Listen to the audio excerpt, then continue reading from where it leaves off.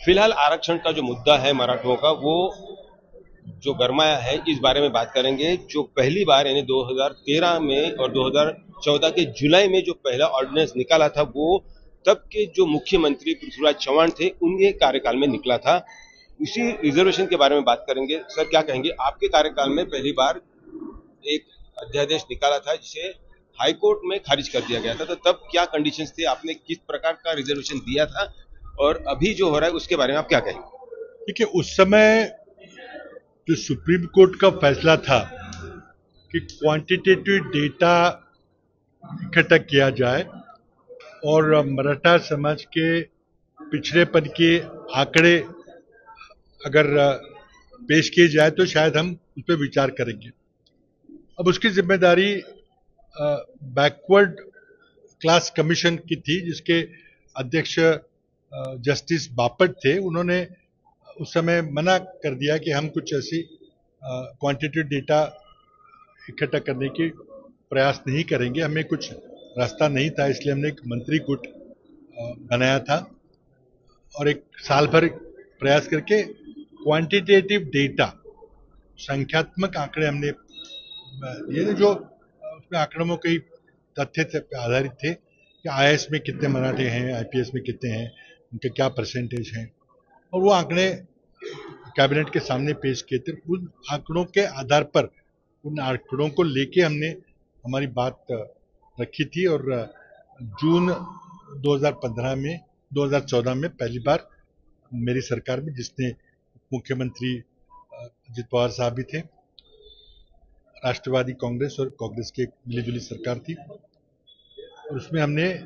अध्यादेश निकाला था। कई लोगों को अध्यादेश और कानून में फर्क नहीं पता चलता। अध्यादेश एक कानून है, लेकिन उसकी मर्यादा सिर्फ 6 महीने तक रहती है। उसके अंदर विधानसभा को उस कानून को पारित करना होता है। लेकिन उसी समय किरोड़कर नामक व्यक्ति ने अगले दिन ही उस कानून को चैलेंज किया उच्च न्यायालय में, हाईकोर्ट में, और उसमें दौर में हमारी सरकार गई, सरकार गिरा दी गई राष्ट्रवादी कांग्रेस की नेतृत्व ने, और उसके चलते अगले दिन राष्ट्रपति की हुकूमत यहाँ पे लागू हुई, प्रेसिडेंट रूल लगाया गया, यानी दिल्ली से भाजपा के नेतागण आके सरकार का काम चलाने लगे। उसी दौरान चुनाव हुए, हम उसमें अक्सरियत बहुमत नहीं पा सके, और उसके बाद उस अध्यादेश का बचाव करने की जिम्मेदारी देवेंद्र फडणवीस मुख्यमंत्री थे, उनकी थी। मेरा स्पष्ट आरोप है कि उस अध्यादेश का बचाव करना, उसको डिफेंड करना संभव था। देवेंद्र फडणवीस जी को चाहिए था कि उच्च न्यायालय से कुछ समय मांगते, नए एडवोकेट जनरल आए थे, कुछ समय और तथ्य करते, अगर कानून में उनको लगता था कि कोई दुरुस्ती करने की आवश्यकता है तो करते, लेकिन उन्होंने कुछ भी नहीं किया। जो पुरानी सरकार ने जो भी तथ्य पेश किए तो उसी को चलने दिया, और उसके चलते हाईकोर्ट ने हमारा अध्यादेश खारिज किया। अब तुरंत कुछ महीने बाद, मैं समझता हूँ 2-3 महीने बाद, जनवरी 2015 के महाराष्ट्र विधिमंडल के अधिवेशन में वही का वही कानून जो जून 14 में आघाड़ी सरकार ने, मेरी सरकार ने जो अध्यादेश के रूप में लाए थे, बिल्कुल वही ढांचा उन्होंने कानून के रूप में विधानसभा के सामने किया, जो विधानसभा ने तुरंत मंजूर किया। लेकिन जो कानून एक बार उच्च न्यायालय रद्द कर चुकी है, उसी कानून को आप विधानसभा की ओर से पारित करा के अगर हाईकोर्ट में लाएंगे, क्योंकि तो उसका बचना मुश्किल था। तो मैं समझता हूँ कि एक सिर्फ दिखावा था, समाज को खुश करने की कोशिश थी, और वो अध्यादेश निरस्त हो गया। लेकिन हमने जो अध्यादेश जारी किया था, उसके तहत लोगों को एडमिशन मिलना शुरू हो गया था, मराठा समाज के बच्चों को सरकारी नौकरियों में इश्तिहार में मराठा समाज का आरक्षण आया था, और वो आरक्षण विद्यमान जो प्रचलित आरक्षण था उसके अलावा था। 16% मराठा समाज के लिए आरक्षण था और 5% मुस्लिम समाज के पिछले वर्ग के लिए था। मुस्लिम समाज को आरक्षण नहीं था, जो गलतफहमी फैलाई जा रही है। मुस्लिम समाज के एक ऐसे जातियां जो पिछड़ी जातियां, उनके लिए 5% आरक्षण था, लेकिन दोनों भी रद्द हो गए। एक्चुअली मुस्लिम समाज के आरक्षण के बारे में उच्च न्यायालय ने कहा था कि हाँ, मुस्लिम समाज के पिछड़े वर्ग को शिक्षा संस्था में आरक्षण देने में हमें कोई आपत्ति नहीं है, फिर भी भाजपा ने वो आरक्षण रद्द कर दिया। अभी जो जीआर निकाला है उसके बारे में आपका क्या कहना है? देखिए, उससे एक तो मराठा वर्सेस ओबीसी का एक टकराव बढ़ गया है। मराठा समाज में मराठवाड़ा के जो भी लोग निजामशाही के तथ्य पेश कर सकेंगे उनको तो आरक्षण मिलेगा, लेकिन बाकियों को नहीं मिलेगा। बाकी राज्य में जो मराठा समाज के कार्यकर्ता उनको नहीं मिलेगा।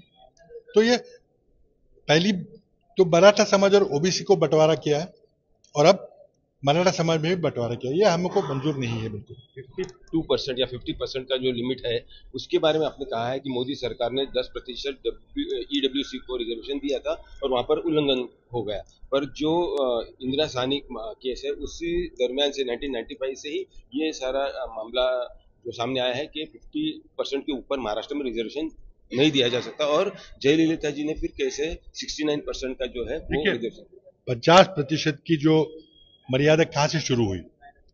1902 में शाहू महाराज ने जो कोल्हापुर स्टेट में जो आरक्षण दिया था वो 50% का आरक्षण था और सारे पिछड़ों को दिया था।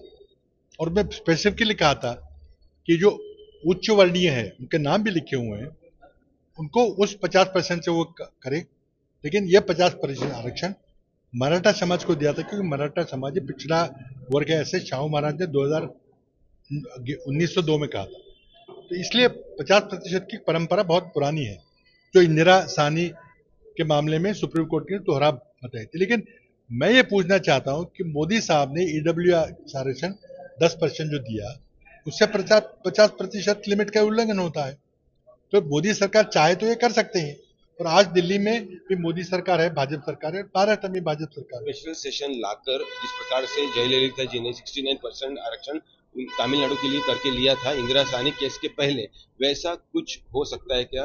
देखिए, अब मैंने कानूनी बातों में अभी नहीं जाना चाहता क्योंकि जो घटना दुरुस्ती जो संविधान में 102 संविधान सुधार किया है उसमें ऐसा बंटवारा हुआ है कि संविधान सुधार से पहले और संविधान सुधार के बाद में। तब जो देवेंद्र फडणवीस जो संविधान सुधार किए हैं वो 102वीं जो संविधान सुधार हुआ था उसके बाद लाए हैं, तो उसमें स्पष्ट लिखा है कि जो पुराना आरक्षण होता हम उसको हाथ नहीं लगाएंगे, इसलिए तमिलनाडु का बच गया।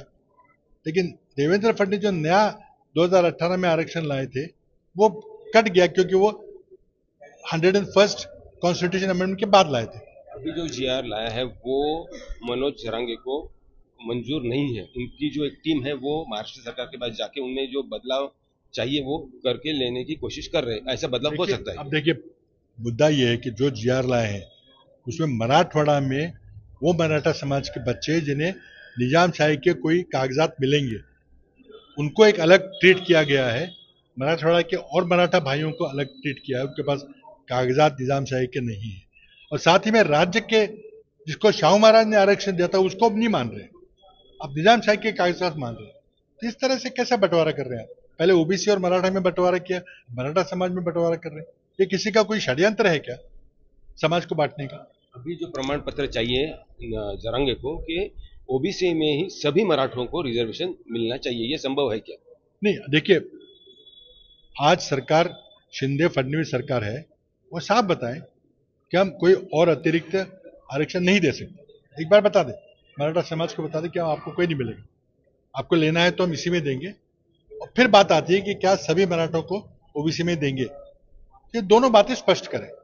इस पे मैं अभी टिप्पणी नहीं करूंगा, लेकिन क्योंकि पहली बार महाराष्ट्र सरकार की मंशा तो साफ हो, साफ बताए वो कि हम सरसकट जो हम बोलते हैं पूरे के पूरे मराठा समाज को हम ओबीसी नहीं मानते, कुछ समाज को मानेंगे कुछ को नहीं मानेंगे कागजात के आधार पर।